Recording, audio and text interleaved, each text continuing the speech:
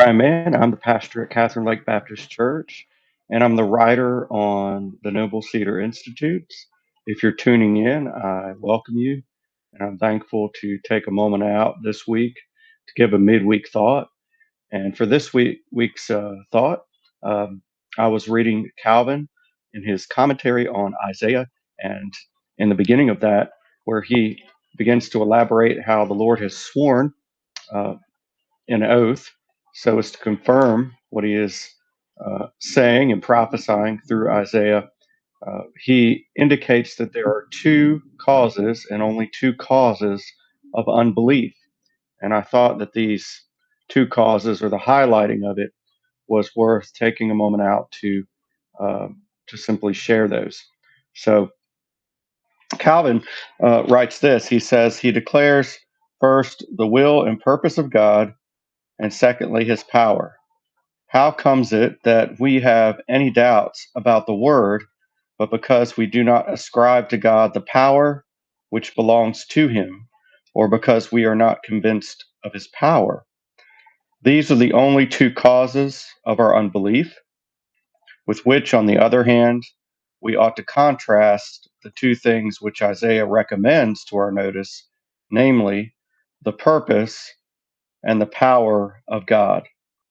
We ought to believe first that God is true, for he declares nothing that is not fixed and unchangeable. And secondly, that he is powerful and that nothing can withstand his arm. He ends this little section speaking about the promises of God, saying that we should embrace these with our whole heart and let us add to them his power, for his hand ought never to be separated from his mouth. That's a powerful image.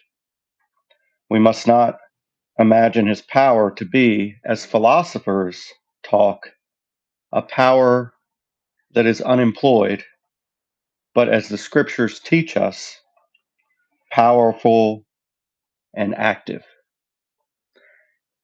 So let this image for you maybe rest in your mind today, that which Calvin describes, we must not imagine uh, his power to be like philosophers talk, as unemployed, but actually powerful and active.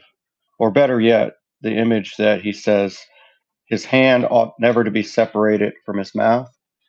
When God speaks, we can trust his word. The causes of our unbelief are rooted in not ascribing to God power in particular, and also purpose. So these two things, his will, oftentimes, um, when he declares his will to us, we ought to believe it, and we ought to know that he is able to accomplish that will because of who he is. These are some of the same themes that show up in another book on Providence by Charnock that some of our uh, leaders in training are studying. I can't help but to have that in the back of my mind as well. It comes up over and over again, but I found it profound that Calvin indicates there's two causes of unbelief, only two, and they have to do here with the will and purpose of God. That when we doubt God's word and we don't ascribe the power that belongs to him, and we're not convinced of that power, this leads us to unbelief. Now, I plan to hopefully share this where you'll be able to watch it later, others will be able to watch it later. And if so, uh, thank you for tuning in.